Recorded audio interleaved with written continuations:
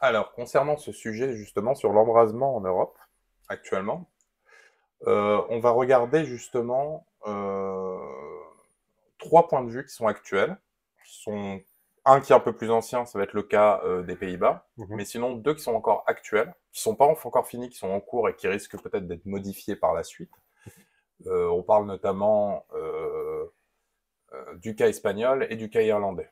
Au cas où ce soit une rediff, c'est le 29 novembre 2023. Mhm. Voilà, on est juste avant décembre. On est juste avant décembre parce qu'on pense qu'il s'est pas fini et qu'on va sur un sujet qui va peut-être évoluer en plusieurs temps. Enfin, moi, j'en suis convaincu. On y reviendra probablement. Alors, il faut savoir qu'actuellement, ça fait plus de... Ça fait presque 30 jours, Mhm. actuellement, que l'Espagne est en grève perpétuelle nationale. Puisque, Mhm. en fait, on commence à voir que dans toutes les villes d'Espagne, même moyennes, les gens se rassemblent. Mhm. Et je trouve que ça ressemble énormément au niveau de l'organisation, ça ressemble énormément aux Gilets jaunes Mhm. actuellement, enfin dans les faits de comment comme la proportion que ça a pris. C'est à la Du fois point leur de côté démarrage, spontané et à la fois très réparti. c'est ça. Mhm. Et même dans le rapport entre la population et les politiques. Je m'explique, on verra ça dans le sujet par la suite. Donc, avant, on va voir ce qui a provoqué justement cette manifestation. Donc c'est la reconduction de Pedro Sanchez, donc Premier ministre en Mhm. Espagne, qui est socialiste. Et c'est pas le fait qu'il soit élu qui pose problème. On va voir tout de suite dans cette vidéo qui va expliquer concrètement ce qu'il en est, Ce qu'on lui reproche. ce qu'on lui reproche. Manifestation a rassemblé des milliers de personnes devant le siège du Parti socialiste espagnol à Madrid, dans la foulée de la reconduction de Pedro Sanchez au poste de Premier ministre. La police a dû utiliser des grenades lacrymogènes pour les disperser. Ces manifestants accusent Pedro Sanchez de trahir la Constitution et de saper le système judiciaire en raison de sa promesse d'amnistie faite aux hommes politiques impliqués dans l'organisation du référendum sur l'indépendance de la Catalogne en 2017. Hay que ya salir a la calle de igual de ideología. Todo el mundo a la calle a parar al peor presidente que ha tenido la dictadura en España, que es un mentiroso. Ha mentido a sus votantes. ¿Dónde están los votantes del PSOE? Les han mentido. A nosotros, a mí no me ha mentido. Yo no voto al PSOE ni le votaré jamás en mi vida. Pero ¿dónde están los votantes del PSOE? Se han mentido en la cara. Plus tôt dans la journée de jeudi, juste au moment du vote, quelques centaines de manifestants s'étaient rassemblés devant le Parlement. Si le blocage politique du pays s'éloigne pour un moment, la société espagnole reste profondément divisée et les socialistes continuent de jouer les équilibristes. Bon, tu peux voir déjà dans la foule que Mhm. c'est assez hétéroclite. Tu vois des personnes âgées, un peu moins âgées, hommes, femmes. Mais de colère équivalente, en fait. Voilà. C'est pour ça quand je te dis les gilets jaunes, on commence à voir que vraiment c'est un phénomène qui touche tout espagnol, de tout Mhm. âge, et il semblerait-il de tout milieu social. C'est intéressant que là, il y a aussi, c'est surtout une revendication contre une action judiciaire. Mhm. C'est pas politique dans le sens tel ou tel programme en général. Non, là, il s'agit vraiment d'appliquer la loi. Mhm. Ensuite, dans toute l'Espagne, la droite crie sa colère contre le socialiste Sanchez et l'amnistie des Catalans. Donc on va voir pourquoi, concrètement, qu'est-ce qui provoque vraiment cette colère, pourquoi Mhm. l'amnistie. Bon, on voit que c'est de la justice sociale qui est ici pointée du doigt de la part des Espagnols. Donc des centaines de milliers d'Espagnols ont défilé dimanche à l'appel de la droite révoltée par l'accord de coalition conclu cette semaine entre le Premier ministre socialiste et les séparatistes catalans. Si Pedro Sanchez a réussi cet été son pari risqué dans les urnes, ce dimanche 12 novembre, la droite et l'extrême droite espagnole ont réussi le leur dans la rue. À Madrid, Saragosse, Séville, Tolède, Malaga, Valence, Bilbao, Barcelone. Tu vois, c'est vraiment dans toute l'Espagne une même foule conservatrice mue par une même colère contre le Premier ministre sortant accusé d'avoir pactisé avec le diable catalan pour se maintenir au pouvoir, a défilé contre le traître socialiste sous les drapeaux sang et or. À l'unisson, dans les plus de 50 villes espagnoles, les manifestants ont dénoncé la future loi d'amnistie des indépendantistes à catalans, concédée cette semaine par Pedro Sanchez en vue de s'assurer du soutien de leurs représentants au Parlement dont il dépend pour être reconduit. En fait, il s'est acoquiné. Il avait besoin des voix des Catalans pour pouvoir avoir le poste. Ah. Il a négocié l'amnistie contre sa nomination. Il leur a vendu des cartes Monopoly, vous êtes libéré de prison pour avoir les élections. C'est ça. Au point perçu par une partie de la société espagnole comme une atteinte à l'état de droit. Cette amnistie très controversée intervient 6 ans après la tentative de sécession de la Catalogne, qui avait constitué en 2017 l'une des pires crises politiques de l'Espagne contemporaine, entre référendum illégal, répression des électeurs pacifiques, déclaration fantoche d'indépendance et mise sous tutelle de la puissante région par le gouvernement conservateur de l'époque. Donc tu vois, il y a vraiment eu bafouement démocratique. Donc c'est pour ça qu'on est vraiment dans... On n'organise pas un référendum comme on veut.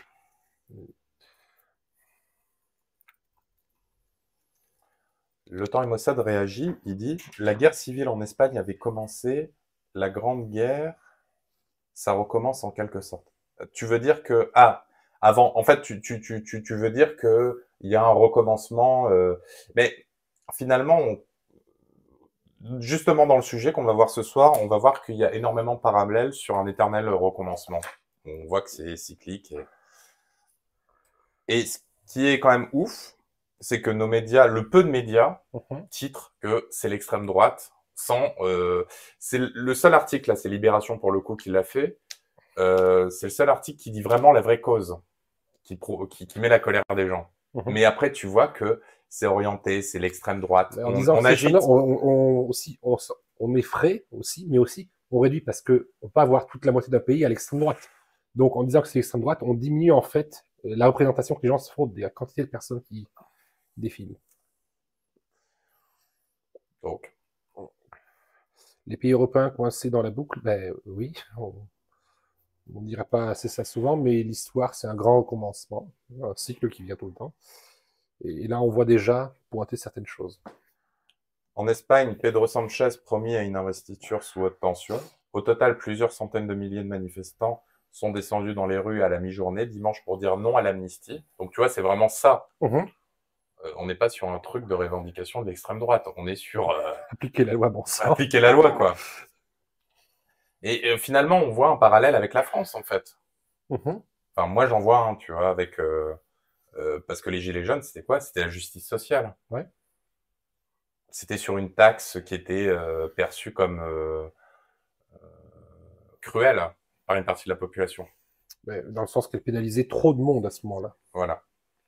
À l'appel du Parti populaire PP, principale formation de l'opposition de droite, selon les chiffres de plusieurs préfectures rassemblées par les médias espagnols, nous ne nous tairons pas jusqu'à ce qu'il y ait de nouvelles élections, a martelé le chef du PP, Alberto Núñez Feijóo.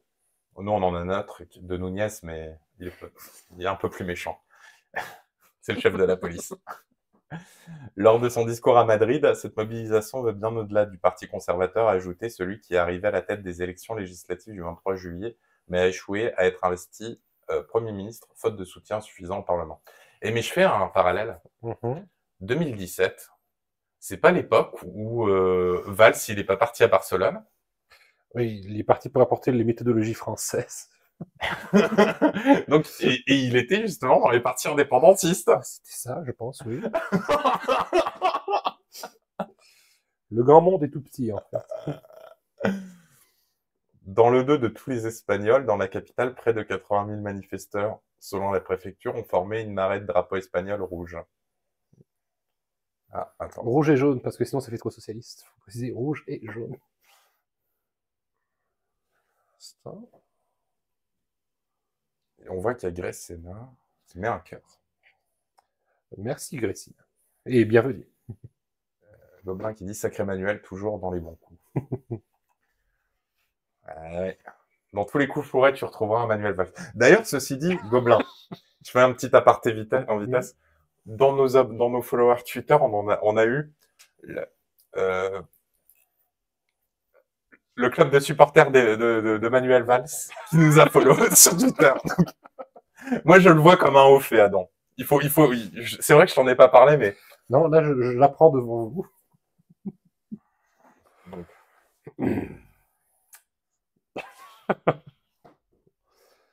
On a les follow qu'on mérite. Je sais pas.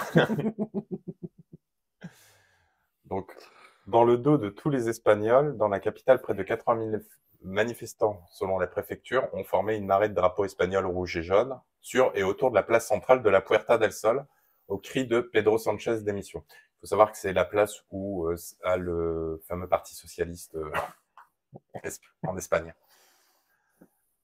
Ou avec des pancartes indiquant, par exemple, fin à l'inégalité régionale ou Sanchez, tu trompes la nation et crée de la crispation.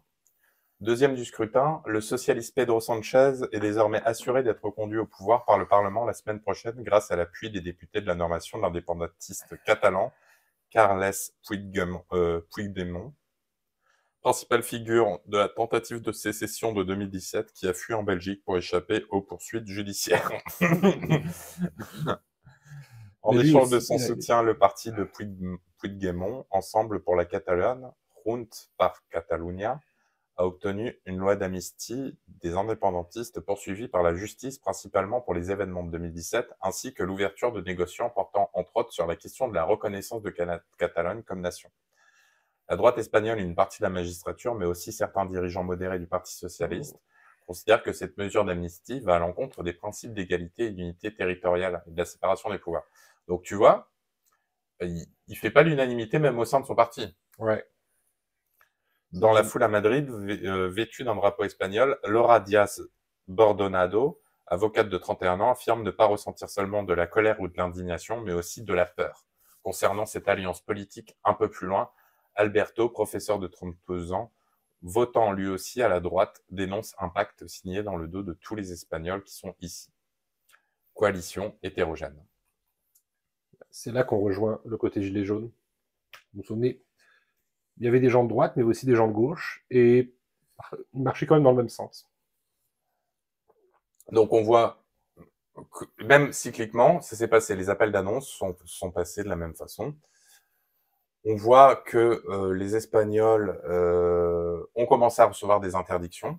Donc là, on a une petite vidéo de 30 secondes qui montre Espagne, malgré l'interdiction de manifester décrétée par le gouvernement de les rues de Madrid, les Espagnols répondent en descendant à nouveau dans les rues ce soir pour la 21e soirée consécutive pour la destitution du gouvernement socialiste.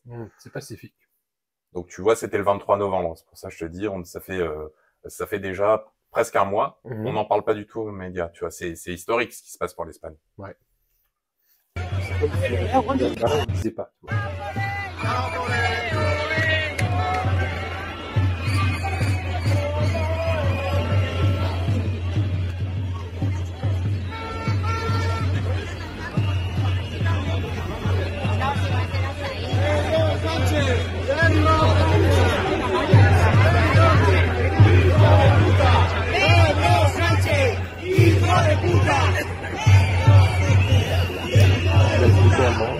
Peut-être. La FDP. Bon, on voit que ça ressemble. Bon, là, c'est des drapeaux espagnols autour d'eux. Bon, tu leur mets des gilets jaunes, ça ressemble à. Tu mets un slogan, on est là. Des gilets jaunes et rouges. Voilà. Moi, ça me fait penser à quelque chose. Tu vois, c'est des marches, ils défilent. Il n'y a pas forcément d'accro. Mais l'État espagnol a voulu jouer comme en France sur le pourrissement. Ça n'a pas marché. On voit qu'ils ont fait des interdictions. Ils les ont outrepassées et que vient-il après? La contre-offensive. L'Empire contre-attaque. C'est le Z qui a titré ça. Mais c'est l'une des seules vidéos que j'ai pu trouver.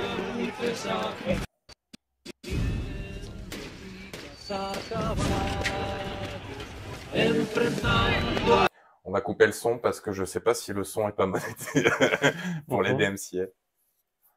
Donc on peut voir quand même que ils y vont à cœur joie là, les flics.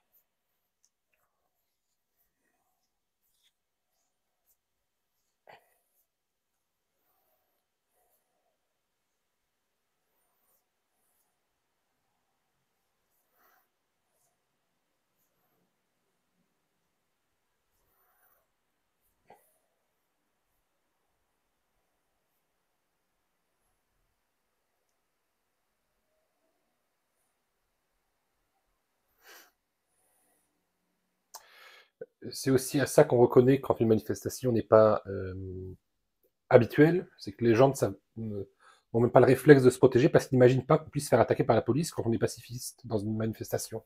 Tu vois, ils y vont à cœur joie, hein, regarde. Mhm.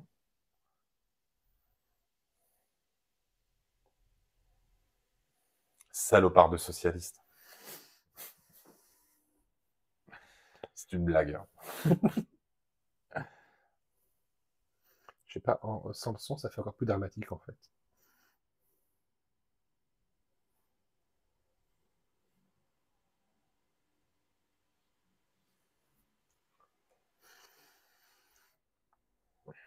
Mais j'étais là.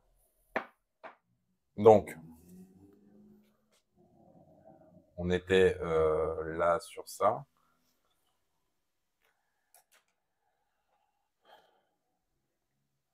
Et on voit ici que dernièrement, les Irlandais ont commencé aussi leur petite révolution qui ressemble quand même beaucoup plus, cette fois-ci, à une émeute, Mhm. une prise de position un peu plus politique quand même malgré tout. Parce que ce qui a déclenché ça à l'origine en Irlande, c'est une attaque au couteau. Ouais. Donc, naturellement, la réponse est beaucoup plus émotionnelle, parce que c'est là où encore contre Pedro Sanchez, une protestation contre une action future à venir. Ici, le sang a été versé, en fait. C'est pour ça que la réponse en Irlande était beaucoup plus rapide, et aussi, donc, forcément, beaucoup plus forte. Espagne, la révolte du peuple irlandais traverse les frontières. Les Espagnols manifestent ce soir leur soutien aux Irlandais contre ces gouvernements passifs qui agissent contre leur propre peuple. Donc, j'ai mis cette vidéo pour faire le parallèle qui va être deuxième partie de cet épisode, qui va être le cas irlandais. On va faire un petit point. Qu'est-ce que vous pensez d'abord, dans un premier temps, de l'Espagne? Enfin, du cas espagnol, justement. Est-ce que vous avez entendu parler dans les journaux? Qu'est-ce que vous saviez? Est-ce qu'il y a des choses qui ont été filtrées? Comprenez-vous cette révolte de la part des Espagnols ou vous la comprenez pas? Enfin, ce que vous pensez là-dessus, c'est assez libre.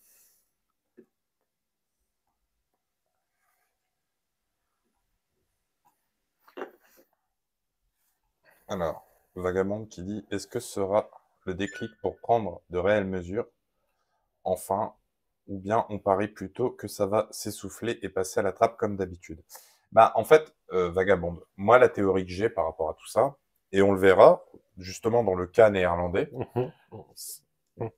qui sera le dernier volet, c'est que je pense que la solution, c'est qu'ils sont en train de pousser la population, justement, sur un vote populiste. Je fais la différence entre un vote populiste et un vote ultra-droite ou d'extrême droite, comme les médias ont dit, parce qu'ils sont en train de dénaturer le sens même de ce qu'est l'extrême droite, ou juste dire à Macron qu'il est con, on peut nous faire passer aujourd'hui pour quelqu'un d'extrême droite. Donc, une chose qui est certaine, c'est que on commence à voir de plus en plus... Trump a montré la voie sur... Trump, qui était quand même malgré tout un vote populiste aux États-Unis. Sur la possibilité de gagner des élections, en jouant la carte du populisme. Et on a vu même que dernièrement, Meloni en Italie, elle est passée sur le populisme. Eux, c'était un autre cas de figure, c'était justement la gestion des migrants, Lampedusa et compagnie, qui a poussé sa nomination. Le pourrissement amène le populisme. Ça, c'est certain. C'est une très mauvaise manœuvre tactique, une manœuvre politique. Ensuite, là, je ne sais pas si tu as vu aussi cette semaine, il y a eu un nouveau président argentin qui a l'air quand même pas mal avec sa tronçonneuse. Je ne sais pas si tu l'as vu, on dirait Elvis Presley avec une tronçonneuse. Oui, il veut trancher dans le vif des dépenses du gouvernement. Mais un prof d'éco, si je me souviens bien. Mais on voit et puis dernièrement, justement, l'élection de Geert, je sais plus comment c'est son nom, c'est compliqué, le président néerlandais. Alors.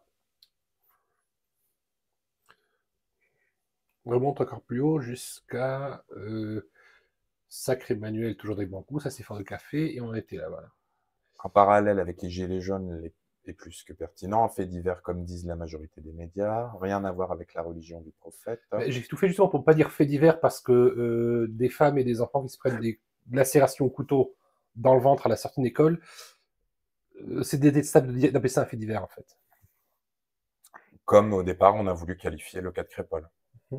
Mais bon, est-ce que cela sera le déclic pour prendre de réelles mesures, enfin, ou plutôt, voilà, ça on avait vu. Pour les Espagnols, j'étais même pas au courant. Tu vois, regarde. Gobelin 619. Le président argentin fait son beurre avec un côté anti-woke très fort et assumé. Ah oui, c'est le fait d'avoir légitimé et d'avoir stigmatisé une partie de la population qui est en fait finalement la majorité. Ils essayent de légitimer une minorité au détriment de la majorité. Sauf qu'au bout d'un moment, il y a un rejet. C'est humain, en fait. En fait, c'est dans toute démocratie ou pays qui se croit démocratique, il arrive un moment où le peuple ne peut plus être gouverné contre son consentement. Si on veut diriger un pays, il faut un consentement collectif au roman national. Sinon, on peut pas, on dirige contre le peuple, on va pas avec le peuple. On peut s'y déroger une seconde, mais si on en fait une habitude, ben, il y a une tension qui monte et qui explose à un moment donné. C'était fait que quoi de minutes, en fait. Mais bon, finalement, tu vois que c'est des méthodes très européennes. Dans la façon de gérer cette manifestation, c'est la gestion des gilets jaunes. On va voir avec l'Irlande la façon de gérer, il y a une forme de façon de gérer les attentats en France. Tu vois, on voit une corrélation avec tout. Donc, on va aller du coup voir le cas irlandais. On est parti du coup.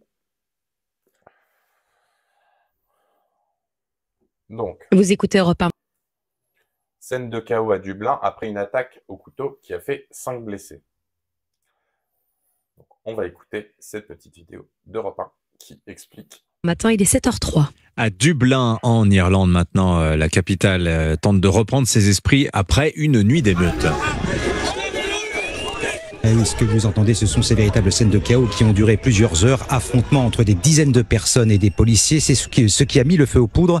C'est une agression au couteau dans l'après-midi, bilan 5 blessés dont 3 enfants. La rumeur d'une attaque commise par un immigré a tout déclenché. Clémence Pénard, vous êtes la correspondante d'Europe 1 en Irlande. Oui, on parle bien de rumeurs car rien n'a été confirmé par la police quant à la nationalité du suspect.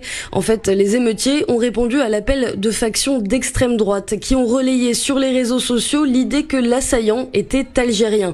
On a ainsi pu voir des pancartes avec des slogans comme Irish Lives Matter ou Get them out, renvoyez-les chez eux.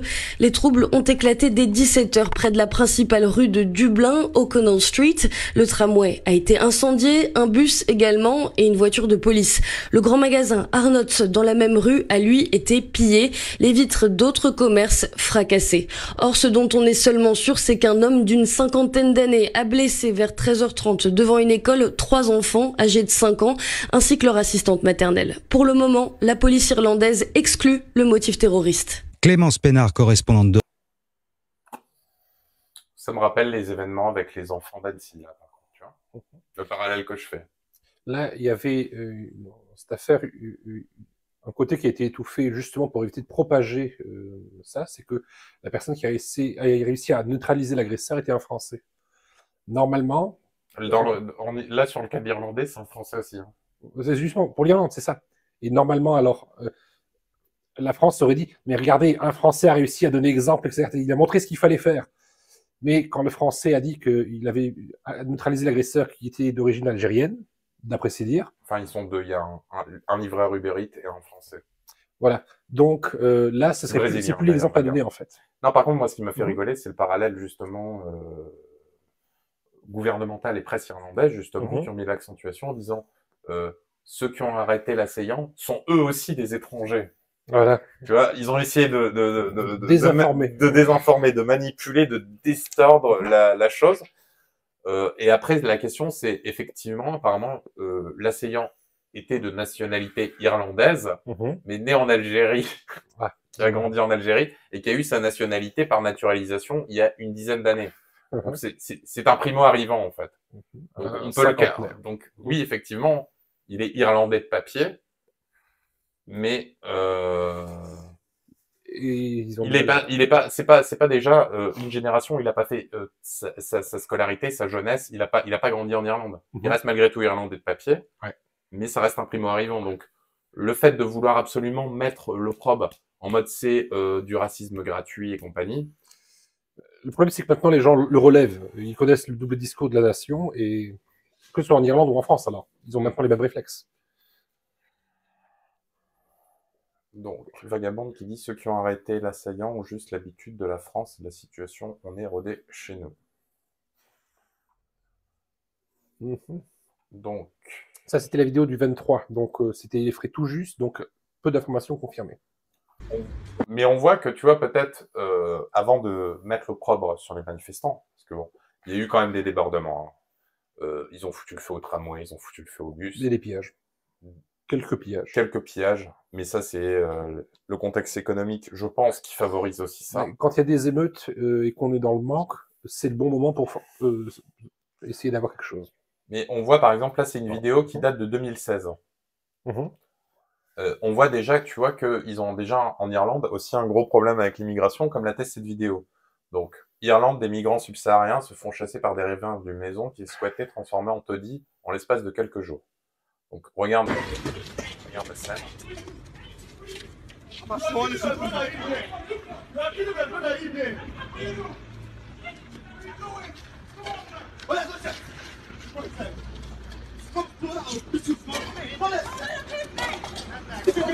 You are supposed to be on your bed now, drinking tea. Drinking a cup of tea, as old as you are. Sorry, I can't hear you. As old as you are, you're supposed to be sitting in your parlor down, drinking tea. You are struggling with young ones. Mais il y a de la menace. Fuck's sake. Do it now. Do it now. Fuck's sake. Damn word. Let's leave them. Damn it, let's leave them. Ils sont filmés. D'accord. C'est pour ça qu'ils passent pas à l'action, c'est le fait qu'ils soient filmés qui les empêche, qui les protège indirectement. Mais le problème, c'est que tu vois, on voit que ils ont des problèmes de migration et que en fait déjà les Irlandais, on est en 2016, hein, aujourd'hui on est en 2023, donc c'est pas d'hier. Donc peut-être que ce sentiment anti-migrant, il vient justement peut-être d'une injustice, parce que s'ils se permettent de les menacer avec des bars comme ça, squatter leur maison en mode au KLM. C'est que la justice, il y a déjà un défaut au niveau de la justice. Donc c'est que la justice, elle fait pas non plus son travail en Irlande sur ces questions-là. Ouais. Oui, quand les gens se font justice eux-mêmes, c'est parce que tous les autres recours en général ont été utilisés. Les gens vont pas spontanément se mettre en danger, parce que là, ils se mettent en danger. Oui. Le gobelin qui dit c'est supporter anglais, ça. On dit jamais ça en irlandais, un gobelin. Tu vas mal faire. Et on voit carrément que même de ce côté-là, la violence commence à arriver. Parce qu'en fait, la rumeur courait que les migrants étaient logés dans un hôtel, dans ce qui est le cas en fait, parce que en fait, c'en est un. Les migrants les logent en plein centre-ville, dans des hôtels en plein centre-ville. Les plus chers du panier. Donc, ouais. Sauf que là, il déconne à plein tube, tu vois, sur cette vidéo. Des centaines d'Irlandais sont devant le centre pour migrants de Finglas à Dublin, où l'incendie se propage dans le bâtiment alors que les migrants sont prisonniers des flammes à l'intérieur. Ils foutent le feu, ils veulent foutre le feu avec les migrants dedans. Donc là, on voit quand même que la violence, elle est en train de passer un cran dans la tête de l'humain. Ça, c'est de l'agression, c'est ça prend physiquement à des gens. Pardon, mais brûler vivre des gens, ça c'est pas juste un cap. C'est du barbarisme. Là, on est en train de franchir justement dans... Après, attention, j'excuse pas le comportement des Irlandais. Je suis pas en train de dire que c'est légitime. Au contraire, ils doivent pas foutre le feu à des migrants. Ils doivent pas se mettre à leur niveau. En fait, c'est ça. Parce que finalement, ils s'en sont mis à leur niveau. En cassant les tramways, en faisant des émeutes comme ils ont fait, en défonçant tout le mobilier urbain, en mettant le feu à des migrants, j'en passe. Après, on voit énormément de violence. Il y a énormément de violence en Irlande, actuellement, avec les migrants. Donc... L'Irlande, c'est un pays qui s'est déchiré en deux, entre l'Irlande du Sud et l'Irlande du Nord. Il y a eu des violences intra-irlandaises, donc... Il a raison, Gobelin, c'est ce qu'il dit en plus. Il dit, en plus, il y a une crise de logement actuellement en Irlande. Donc, tu vois, tu as des gens qui sont mal logés. Ou à la rue, carrément. Ou à la rue. Et on voit qu'on est en train de donner toutes les aides. Et c'est un sentiment, par contre, qui est partagé dans toute l'Europe à l'unanimité. Oui. Beaucoup de la classe moyenne ne comprend pas pourquoi ces impôts continuent à augmenter. Même si on nous leur dit qu'on n'aura pas augmenté leurs impôts, c'est faux. On le fait d'une manière maquillée et les impôts augmentent par définition.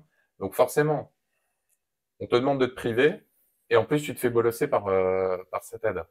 Donc forcément, il y a un truc dans l'équation qui marche pas en fait. Et ça les rend furieux. Donc on va quand même mettre la vidéo. They are breaking in there now as well. The poor people, look at the poor people. They're in the fucking hotel rooms. Oh my god. Oh my god, this is absolutely ridiculous. This is ridiculous.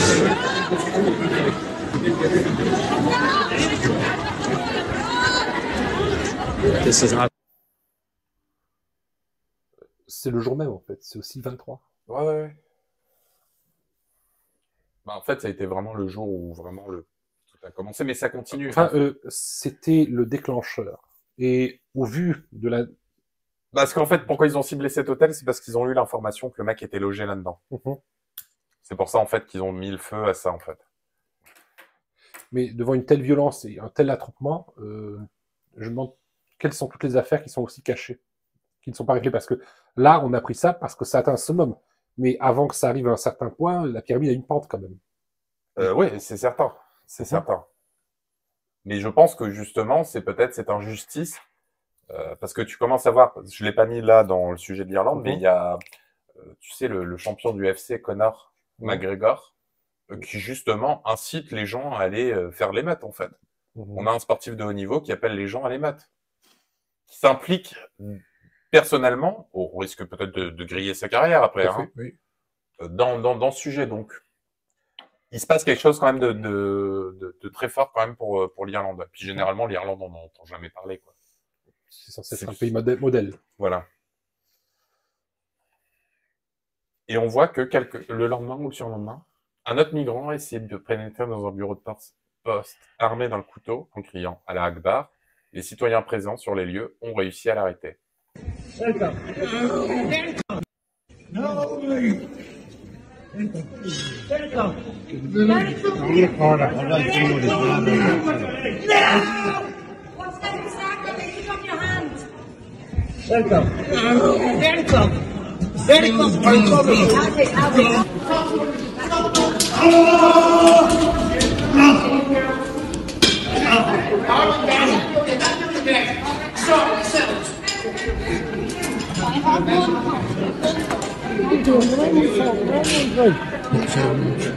How many by you? It's a free country. Yeah, it is. That's enough.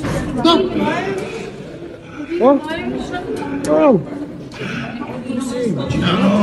I don't know. Oh, right. That's nothing. That's a blade, is it? Yeah, you have a knife, yeah? Officer!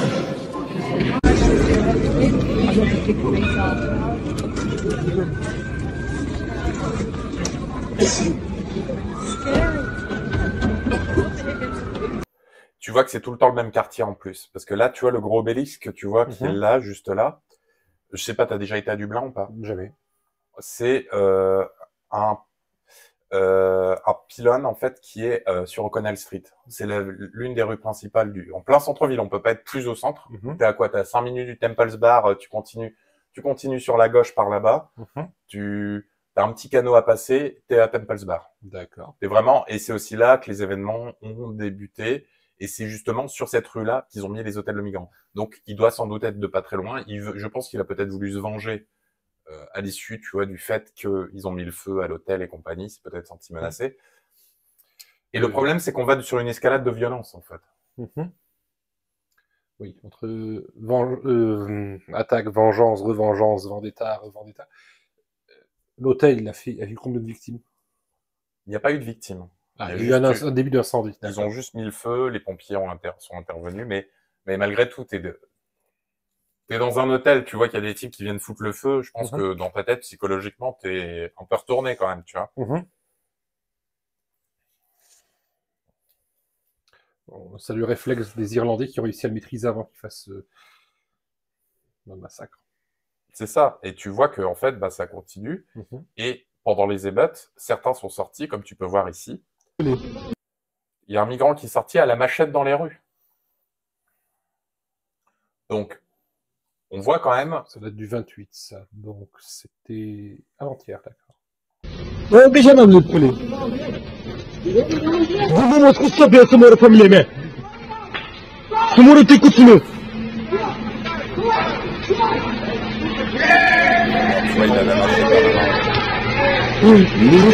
de bula că să moră în familie mea din ascuns direct. Maceta să moară te cu țineu.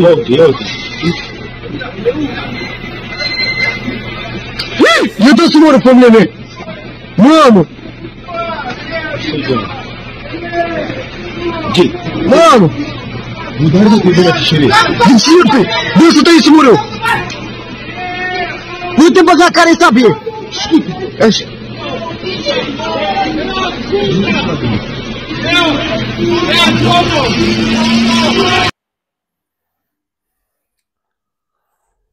Donc tu vois quand même que bon, le mec il est en pleine rue avec une machette qui fait quand même, c'est pas une petite machette, hein, on voit, elle fait à peu près un bon 47, donc 40 cm, enfin tu vois.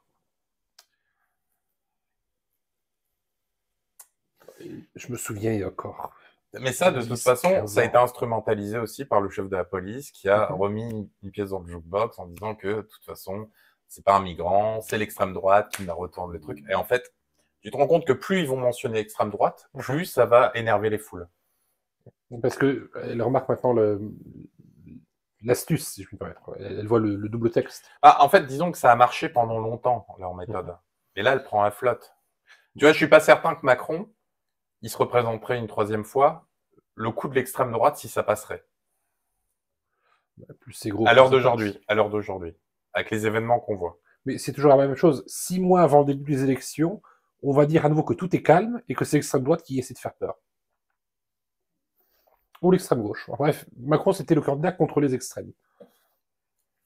Mais bon. Et voilà. Notre presse française qui traite un petit peu, au moins le sujet de l'Irlande. Extrême droite en Europe, la contagion. Avec les couleurs de l'Irlande.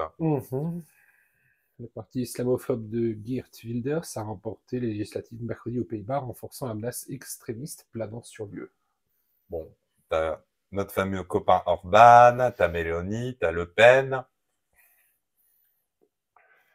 Ah oui, la Pologne n'a plus son président parce qu'il y a eu des élections récemment, donc il n'apparaît plus.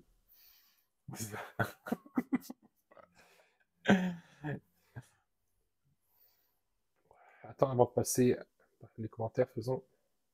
Vagabond qui dit « Le plus choquant pour moi, c'est que ces situations ne me choquent même plus.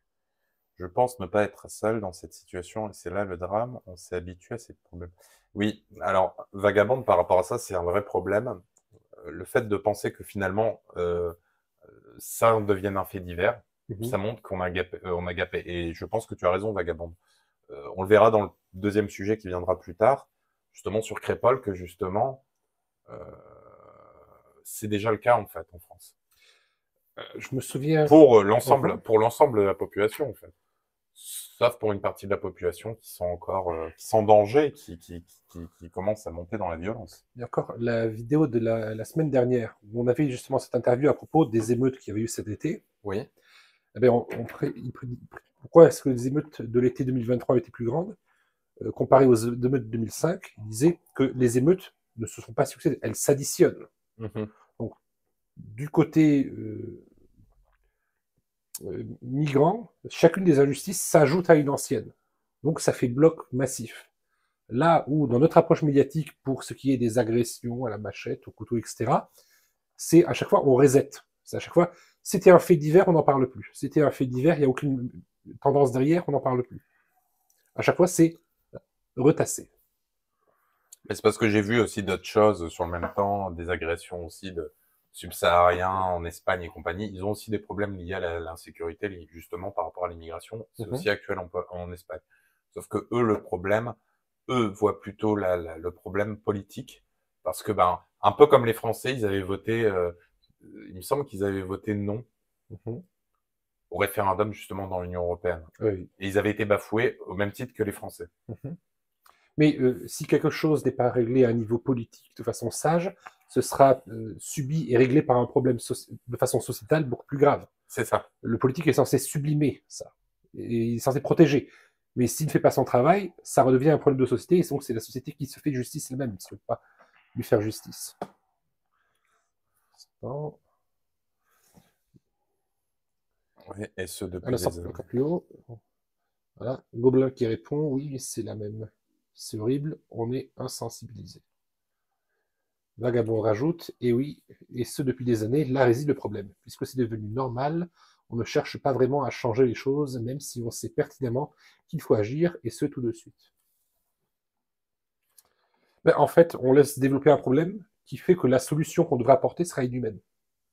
Parce qu'on ne va pas traiter de façon frontale au début. Un peu comme dans un dîner de famille, quand il y a un des oncles toujours bizarre qui commence à faire des blagues de plus en plus grivoises, si tu l'arrêtes pas au début en le recadrant, au moment où en général, cet ongle, il n'existe même plus, tu vois. Enfin, le stéréotype. Le stéréotype n'existe même plus, en fait. Mais à la fin, il déborde surtout. Alors que si tu recadres dès le départ, voilà, mais le mieux vaut prévenir que guérir, ce n'est plus qu'un proverbe aujourd'hui. Alors voilà, de l'autre côté, voilà, on a la réponse politique. Une des parties, alors, Irlande, alors qu'un migrant algérien poignardait des enfants, cette parlementaire irlandaise déclare « Nous avons besoin d'un réel engagement du gouvernement à s'attaquer à l'extrême droite ».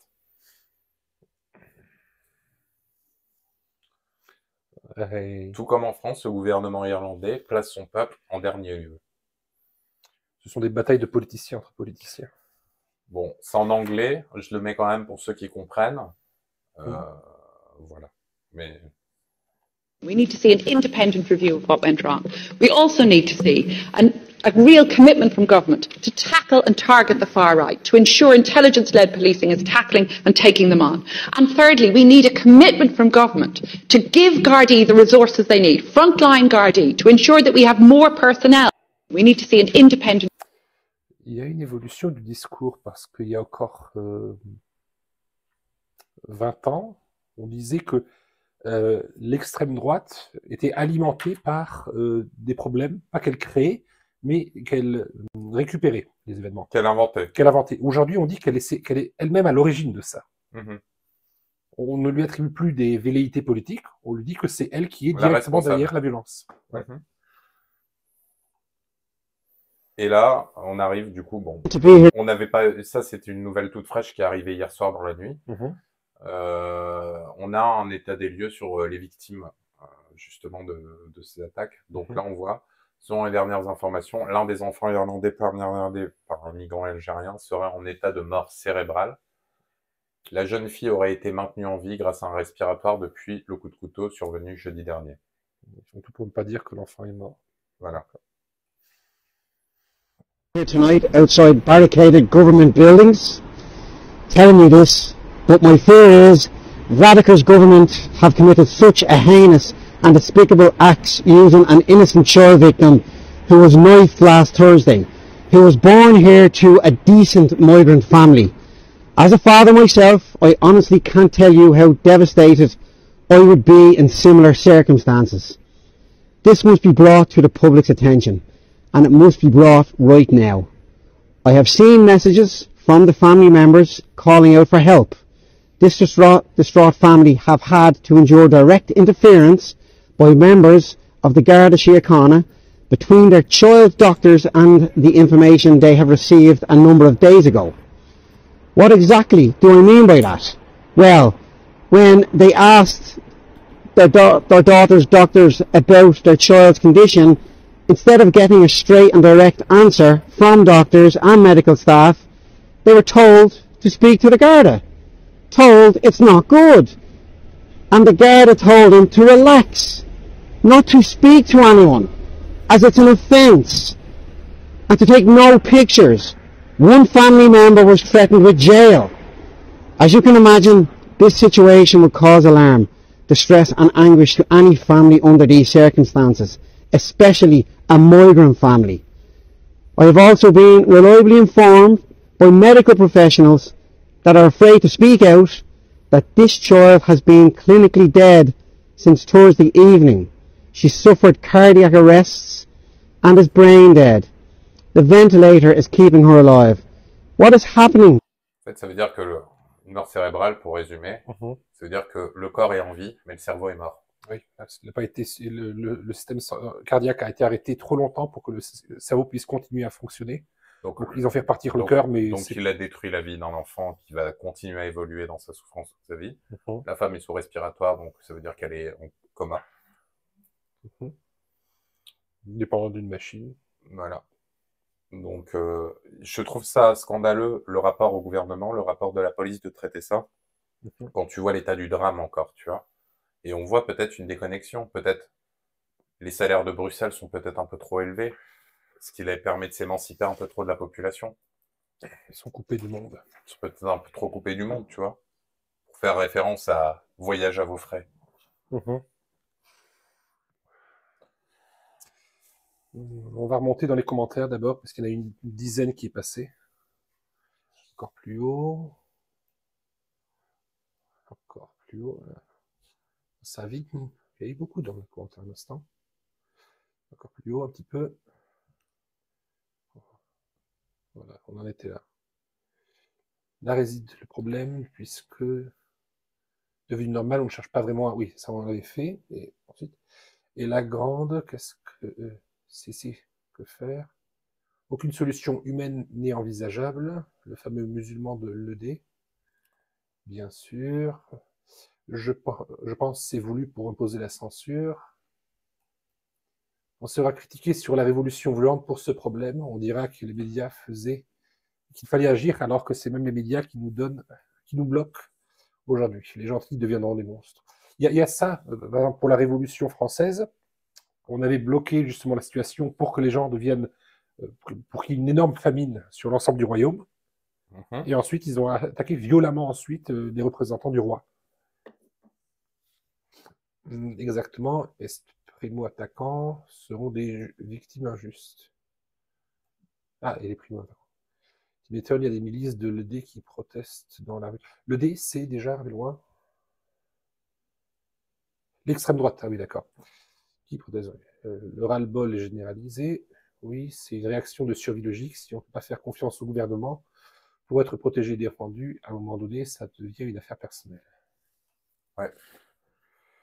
Donc, affaire à suivre pour l'Irlande aussi également. C'est encore actuel, donc... Ouais, c'est pas fini. Et puis, quand tu penses que c'est fini, finalement, l'Europe est en train de devenir les États-Unis, en fait. Quand tu penses que ça finit, en fait, non, c'est les montagnes russes, quoi. Mais on voit un gros parallèle, justement, sur le traitement de cette attaque, justement, avec le parallèle français. Finalement, tu vois que tout s'entreconnecte. Finalement, tu vois que on est sur un problème que l'Europe, en fait, finalement, c'est le fascisme. C'est un problème à l'échelle européenne.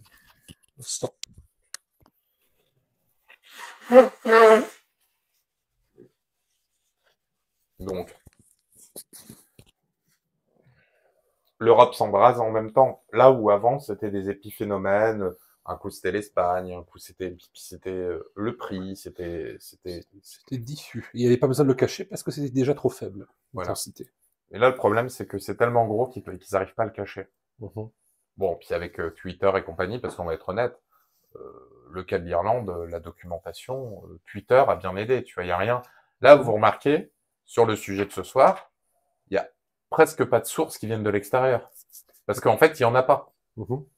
Et pour comprendre vraiment le sens des articles, il faut consulter vraiment beaucoup de médias séparés et de canaux d'information, on va appeler ça comme ça. Il y a de la désinformation sur les plateformes comme, je sais pas, Twitter ou autre, mais il y a aussi des infos directes, il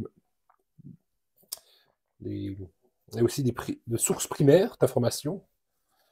C'est d'ailleurs sur ça qu'on essaie de se focus. Sur la vidéo prise sur le fait. Parce que sur ces événements, il y a une énorme source de possible récupération par tous les bords politiques. Chacun peut jouer sa carte. Ici, que c'est l'insécurité, ici, c'est la politique du gouvernement, ici, c'est la politique de l'immigration, ici, la politique sociale, etc. Chacun va utiliser son argumentaire général. Peut-être c'est pour ça, d'ailleurs, que les gens ne font pas confiance, parce qu'ils savent déjà quel parti va répondre quoi à ce fait. Il n'y aura pas de réponse intéressante à attendre des politiques, parce qu'ils donnent toujours la même. T'as raison, et tu verras, ça on le verra dans le prochain sujet sur Crépol. D'accord. Donc, voilà, on va clôturer pour le sujet pour le cas irlandais. Donc, bon.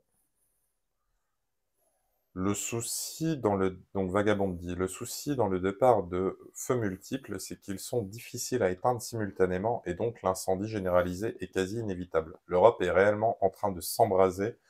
On verra si les politiciens pompiers seront capables de l'éteindre. Et puis l'embrasement, en fait, le problème, c'est qu'ils viennent en plus remettre une pièce dans le jukebox. Les politiques viennent rajouter du feu sur le feu, en fait, de l'huile sur le feu. Ça fait des années. Ça fait des années, mais le problème, c'est qu'ils n'arriveront plus à le contenir, tu vois. C'est pas un feu contrôlé, ça. Parce que bon, et là, on va le voir justement sur le cas néerlandais, parce que le populisme va amener des candidats populistes.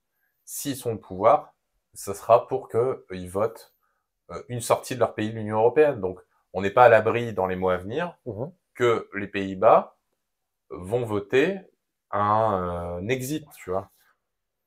Un Niederlexit. Un exit. Les nerds quittent l'Europe. Ressana 680 qui dit « Merci d'avoir introduit le matériel en anglais.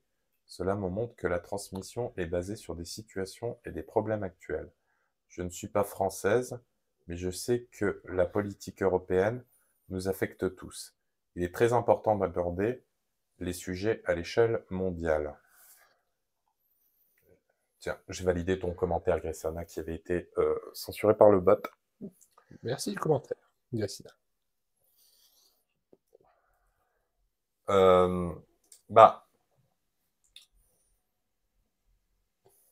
Oui, on essaye. En fait, on essaye de trouver nos sources au maximum, mais des fois, c'est quand même très. Il y a certains sujets qu'on a traités, c'est vraiment très difficile. Surtout qu'en plus, on a l'impression que quand on essaye de chercher quelque chose de précis, ils sont un peu shadow. Ouais, ça c'est vrai. On va faire une. Ils sont cotés très vite. Oui. On va faire une petite pause par rapport à ça. On se rend compte qu'ils sont très blacklistés. Il faut vraiment aller chercher dans les sous-couches des fois d'Internet pour vraiment trouver nos infos. C'est ça, parce que plus un sujet est sérieux... On sait précisément ce qu'on cherche et c'est ce qui nous permet de les trouver. Mais le problème, si on ne sait pas ce qu'on cherche, vous les trouverez jamais. Il faut déjà savoir ce que vous cherchez. Et Google actuellement est vraiment, vraiment très, très puissant actuellement. Et je vois donc du coup, par curiosité, si t'es pas obligé de le mentionner, hein, Gressina, mais je vois que tu dis que tu n'es pas française. Tu es de quelle nationalité? Ce serait intéressant comme ça. On pourra peut-être réagir un peu plus vis-à-vis de toi si on trouve... Parce que, en général, plus le sujet est sérieux, plus vous devez savoir de matériaux de base qui viennent de la source. Et justement, c'est souvent ces matériaux-là qui sont le plus cotés, en fait, qui disparaissent.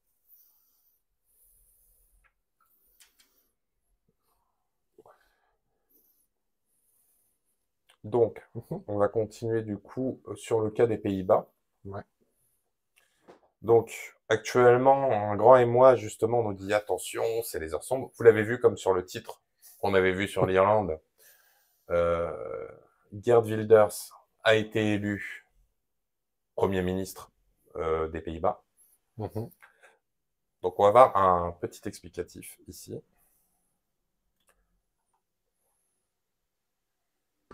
Allez, il est quasiment 8h moins 20 sur Europe 1, l'heure de retrouver Alexandre Devecchio pour son édito. Bonjour Alexandre. Bonjour Lénaïque. On va parler ce matin de la victoire de Geert Wilders aux Pays-Bas qui a créé la surprise. À Bruxelles, on a même parlé même de cataclysme ou de tremblement de terre électoral. Oui, Lénaïque, et pourtant ce qu'il y a d'étonnant dans ce succès, c'est que nous nous en étonnions encore. De Trump à Wilders, les victoires successives des leaders dits populistes, loin d'être des accidents électoraux, ont des causes profondes. Elles sont le fruit d'une révolte des classes moyennes et populaires contre les élites jugées déconnectées. Sur fond de globalisation et de multiculturalisme, le populisme vient répondre à un triple sentiment de dépossession, économique, culturelle et démocratique. Aux Pays-Bas, la victoire de Geert Wilders vient de loin. Il y a plus de 20 ans, en 2002, Pim Fortuyn, avant d'être assassiné par un militant d'extrême gauche, avait déjà provoqué un séisme électoral en s'opposant notamment à l'islamisation et à l'Union européenne. Rappelons aussi qu'en 2005, tout comme les Français, les Hollandais rejetaient massivement par référendum le traité constitutionnel européen. L'élection de Wilders apparaît comme une réplique de... Je me suis trompé, c'est pas l'Espagne, du coup, c'est les Pays-Bas qui avaient rejeté justement aussi Le référendum. Enfin, par référendum, ils avaient rejeté l'Union européenne. Enfin, la Constitution européenne. Ce nom hollandais. Un référendum sur la sortie de l'Union européenne figure d'ailleurs dans le programme du tribun populiste. Et alors, Marine Le Pen a été l'une des premières, Alexandre, à féliciter Geert Wilders. Est-ce qu'on peut les comparer? Tout à fait. Marine Le Pen et Geert Wilders partagent nombre de combats pour la souveraineté nationale, la maîtrise des flux migratoires contre l'islamisme. Ils ont également en commun un électorat populaire. Mais c'est peut-être Wilders qui s'est davantage inspiré de Marine Le Pen que le contraire. Longtemps plus radical que la chef de file du Rassemblement national, il a adopté une stratégie de dédiabolisation au point d'être surnommé Geert Wilders, c'est-à-dire Geert le Doux. Sur fond d'inflation et de crise économique, Wilders, pourtant issu du Parti libéral, a également opéré un tournant social, axant une partie de sa campagne sur la question du pouvoir d'achat, comme Marine Le Pen.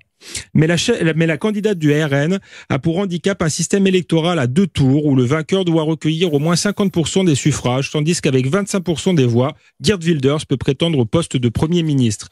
Dans un système à la proportionnelle, Marine Le Pen serait sans doute déjà au pouvoir. Et alors Alexandre, Geert Wilders, pour lui, c'est maintenant que le plus difficile commence. Oui, il ne sera pas facile pour lui de composer un gouvernement et une majorité stable. Au-delà du cas Wilders, le passage du populisme électoral au populisme de gouvernement demeure une équation complexe. À l'exception de Viktor Orban, s'ils ont fait la démonstration de leur capacité à gagner des élections, les populistes échouent pour l'heure à gouverner dans le temps long.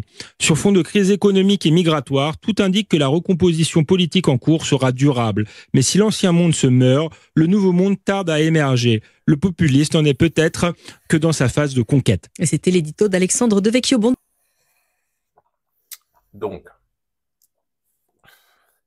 on voit le parallèle. Ils sont en train de comparer Le Pen. Il y a des choses qui sont vraies.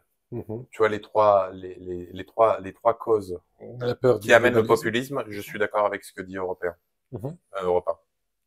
Ça, c'est premièrement. Deuxièmement,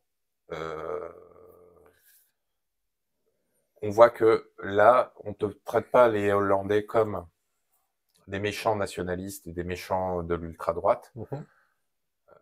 Même déjà ce terme, je l'emploie, mais il me dérange. Mais on te parle de classe moyenne et de personnes paupérisées. Et je pense que c'est vraiment ça l'électorat du populisme, plutôt que l'ultra-droite, comme ils le disent en systématique. Le problème, c'est que la paupérisation est générale. Et comme ce sont les plus pauvres qui sont pour ce genre de vote, parce que ce sont ceux pour qui le système a montré qu'il a échoué, ils sont forcément pour les candidats anti-système. Ou du moins à un autre pan de ce qui serait attendu d'eux s'ils seraient dans des conditions bien aisées. Mais évidemment, le système ne fonctionne pas pour toi, qu'est-ce que tu vas faire? Tu vas chercher par moyen de le retourner. Et comme la Hollande, comme la France, etc., le nombre de pauvres augmente, le type de l'électorat n'a pas changé, c'est juste qu'il a augmenté.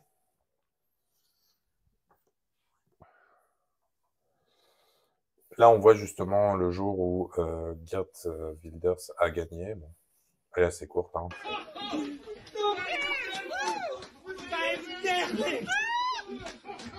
Bon, même lui, il y croit pas. Oui, il avait fait une soirée d'adieu, tranquille, dans son petit appart, avec 3 personnes et une personne qui filme. Mais moi, je vais aller un peu plus loin que dans l'analyse d'Europe 1. Ouais.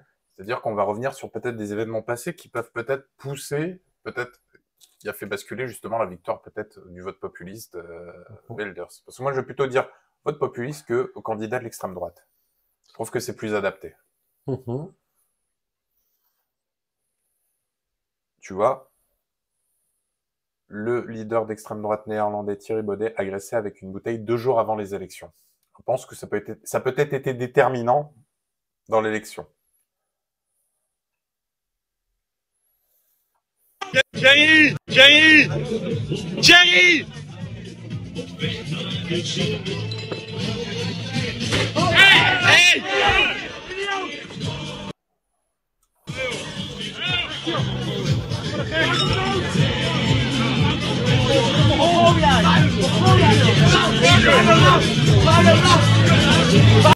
Et c'était un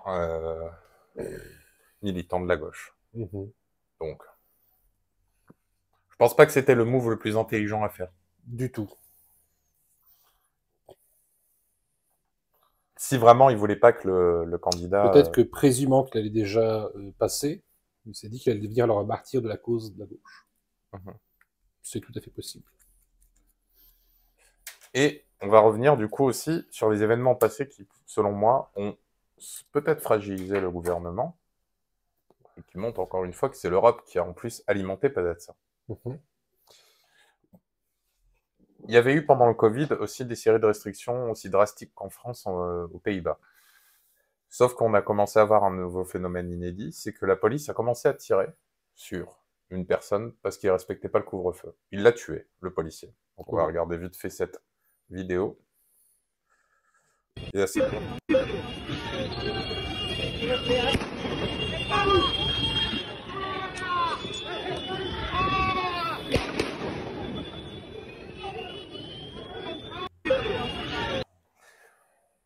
On a peut-être eu un abus à plusieurs reprises du régalien du côté néerlandais, peut-être abusif.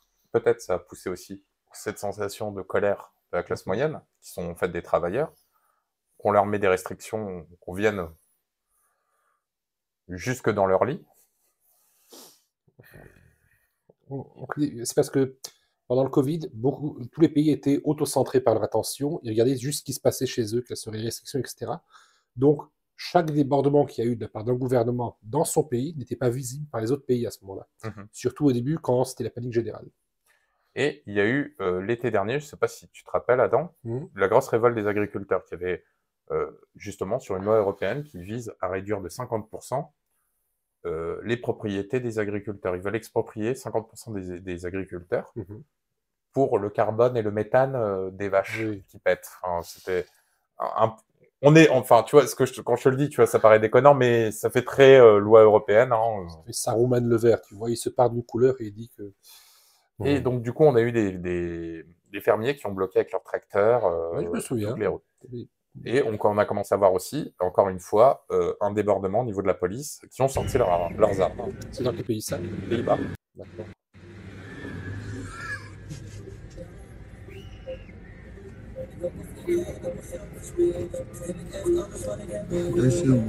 Kijk, hier, dit gaat de voorspelen. Nee joh, hé, wapens jongen, wapens! Hé, wallah, rij weg jongen, rij weg! Wapens is dat! Pik, je het op film? Ja! Het op film dat ze schieten? La policière, elle sort son flingue, elle tire 2 balles sur le tracteur, quoi. Alors que bon, le tracteur, en fait, il met pas sa vie en danger, il est sur la route, normal. Oui. Mais on commence à voir justement des dérives autoritaires du régalien. Parce que bon, ce genre d'acte, normalement, t'es puni. Tu sors pas ton arme comme ça, tu balances pas de cartouches. On a vu cet été quelles peuvent être les conséquences de cette action. Donc, c'est totalement passé sous mes radars, ça. Et petit rappel justement pour voir un peu l'ampleur de la colère justement des agriculteurs. C'est un vieux document qui montre un peu des images d'un peu partout dans le pays, ce qu'ils ont fait, les actions de blocage.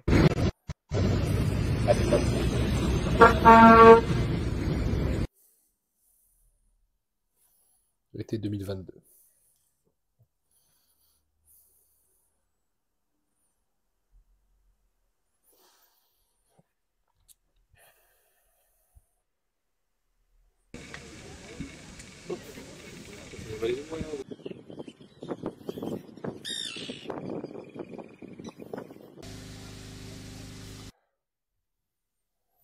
Cela a créé des pénuries dans tout le pays, hein, quand même. Et après, on a commencé à voir la police, justement, commencer à redevenir violente. Ils ont tiré aussi à ce moment-là, il me semble qu'ils ont tué sur un des manifestants. Donc, pour ça, tu vois, c'est un peu trop régulier, tu vois. Ouais.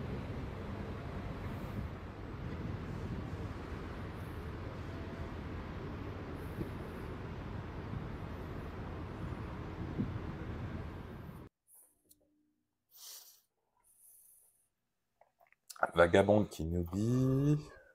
Attends. Ça, on avait vu. Ensuite, Gobelin. Peu surprenant de voir les médias dire. Populiste, comme si cela était péjoratif. Non, pour moi, je ne le trouve pas péjoratif. Justement. Mais c'est les médias qui le disent comme ça. Ouais. C'est pour eux, c'est une critique. Vagabonde qui dit au sein des politiques, c'est la nouvelle insulte à la mode, quelqu'un qui se met du côté du peuple, qui se baisse à leur niveau. Automode a retenu un message pour raison suivante, harcèlement. Gobelin, tu fais du harcèlement en tant qu'aissier. Ah, parce que t'as mes bêtes.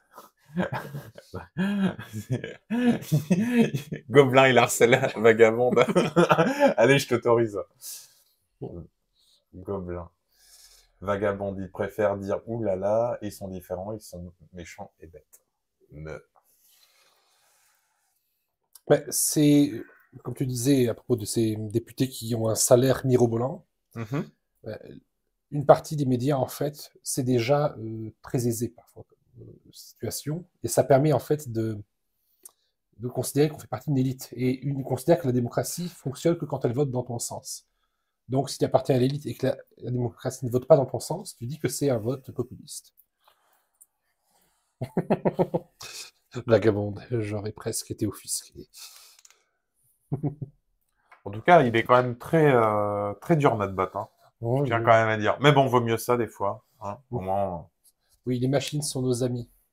Ouais, sur un Terminator qui vient un jour, on est des amis des bots. En tout cas, pour l'ensemble du sujet, on arrive ici à la fin. On espère que pour le premier sujet, ça vous a plu. Ça vous a intéressé et que vous avez vu des choses que vous n'avez pas vues, moi. Et puis je pense que le lien que moi j'ai fait, peut-être ta vision aussi de la situation est peut-être intéressante et vient rapporter un genre de complément à tout ça, en fait. Un peu plus d'éclaircissement. C'est pour ça, au niveau des commentaires, c'est bien, et aussi de discussion. Parce que ce serait facile juste de voir ça, d'enregistrer et d'oublier. Alors que quand il y a la conversation, justement, quand il y a une réflexion, ça se grave. Vagabond qui dit c'est un très bon d'échauffement. Le feu c'est bien, ça tient chaud en hiver. Et notre bot ne réagit pas. Et ça coûte moins cher. Bon. Aux nouveaux venus qui est sur la chaîne, nous vous invitons aussi à vous abonner et à revenir chaque mercredi à 19h. Et aussi sur YouTube. Ouais, 2 vidéos par semaine. Les différents liens que vous voyez en haut de l'écran, ici